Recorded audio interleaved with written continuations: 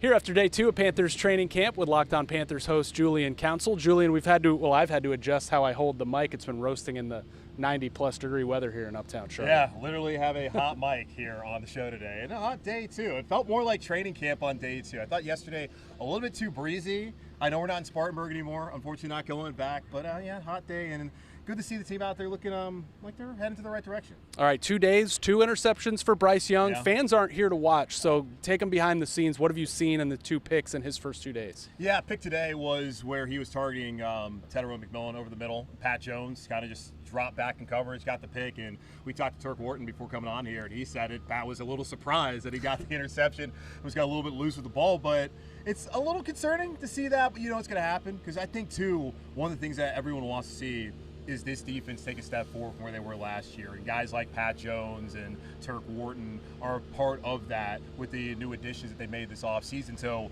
it's kind of a double-edged sword where you don't want to see Bryce kind of revert to what you saw early last season with the turnovers and just really being unplayable to the point where Dave had to sit him down after 2 weeks. But you want to see the defense take a step forward because I don't think this football team can get to where they want to go and where a lot of these fans want them to be if they don't have those kind of plays and aren't able to force those kind of turnovers. So while it's a little discouraging to see that the first 2 days, you're seeing plays made by Devontae Richardson, you're seeing plays made by Pat Jones, and I think that's a good step in the right direction for this defense after 2 days. When it comes to the defense, is it hard to evaluate it? I mean, first of all, it's only 2 days. You've got Bobby and Derek Brown off the field, DJ Wanham working his way back. What have you noticed from the defense so far? What are you still going to be looking for when they get those guys back and they get in the pads? Well, I definitely noticed, as we mentioned, the 2 turnovers, 2 interceptions from the past 2 days. I'm seeing some good plays and coverage from Shaw Smith-Wade, who's going to be a guy who steps in there in the slot at that nickel role is probably their starter. So at least right now that's the case. I would think going into the year it will be. So I've seen that. They don't have Derek Brown yet. They don't have Bobby Brown III yet. So we don't really know what the run defense is going to look like, and that's probably my biggest question. I've seen that corner, like JC, he's come out a couple of times, and with Mike Jackson, you've seen the rookie undrafted free agent from Louisville, Corey Thornton, which I found to be interesting. I asked JC about that yesterday, and JC talked about how he'd earned that throughout the spring. So I know there's a lot of concern about what they have in the secondary, whether it's behind Teron Merrick, as far as who's going to be the other starter there, and then looking behind Mike Jackson and JC Horn. But overall, it's a little early. Want to see the pads come on before really making any sort of grand statements. But I think the defense certainly, to me, is ahead of the offense, which is typically how things go once you start up training camp. The receiver room, listen, it's stacked relative to the last few years with the additions. You know, it's not going to be decision time for a while. No. What kind of decisions is Dave Canales going to have to make, and is anybody making it a hard decision right now? Yeah, he's been very clear, even going back to the spring, that it's going to come down to special teams. You look at the top 4 guys, very clear. It's going to be Adam Thielen, it's going to be Tet McMillan, it's going to be Xavier Legette, and it's going to be, well, maybe it's not clear because Jalen Coker, he's made some plays, but Hunter Renfro's looked really good so far. Yeah.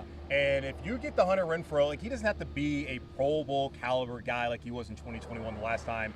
He said he fully felt like himself. But you can get something close to that and add him to what you already have on the roster. That's going to make it tough for guys like even Coker to be able to take a step forward in year 2, and just everybody else is going to push them to be better. So you look at those 5, you would think that they're probably going to be on the roster. But outside of that, like Jimmy Horn Jr., I've seen him in kickoff returns and in punt return the last couple of days.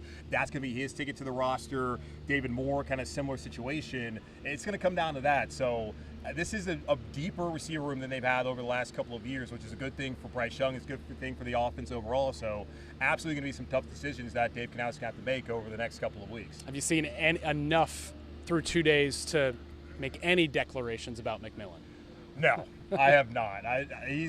At least I saw, well, I can say one declaration. You probably don't want him throwing the football. They did have the double pass today. It was quacking up there in the air. It was a completion, but maybe that's not going to be the play call they're going to a lot of times, but can't really take too much out of what we've seen through the first 2 days. He does look the part, said that yesterday. Excited to see once the pads go on, and him going up against JC Horn will only make him better, only make JC better, and get this offense and this team overall where they want to go. All right, let's finish with the running back room because no surprise, Chuba Hubbard is still out here. Of course. About an hour after practice putting in work. So they bring in Rico Dowdle, they draft ETN. What do you think the ideal mix for those 3 guys are? I would imagine that Chuba's still going to be the primary running back. I mean, they brought Rico in for a reason. Like Chuba, last year was his first 1,000-yard rushing season, a career year when he was there in Dallas with the Cowboys. So I think the expectation would still be him to get some decent carries this year and to take some load off of Chuba. Because Chuba signed a 4-year deal, and you want him to be able to play out, in theory, the entirety of that deal. So you can't be running him to the ground, kind of what happened in the past after Christian McCaffrey had signed a deal with a different head coaching staff, different regime. So I would think that those are the top two guys. But I've seen Trevor Etienne in there, mixing in the running back room with the ones. I would think that special teams is probably where they want him in there, along with Raheem Blackshear. Those two guys are likely going to be competing for a kickoff returner position. So I think it's going to be Chuba, going to be a good mix of Rico as well, and then we'll see maybe on latter downs if it will be Trevor Etienne or Raheem Blackshear, depending on who wins that battle at the end of camp. All right, going to close with this because we've had some interesting comments the past 2 days. Dave Canales saying we're going to be a team that people don't want to play. Ike Ekwonu today telling us we want to put people in the dirt. J.C. Horn saying we got to take last year personally. Is this just training camp talk, or is there something more to it? I think there's a little bit more to it. These guys have to be tired of losing. Let's be honest. J.C. Horn's come here and he's done nothing but lose since he got to Carolina.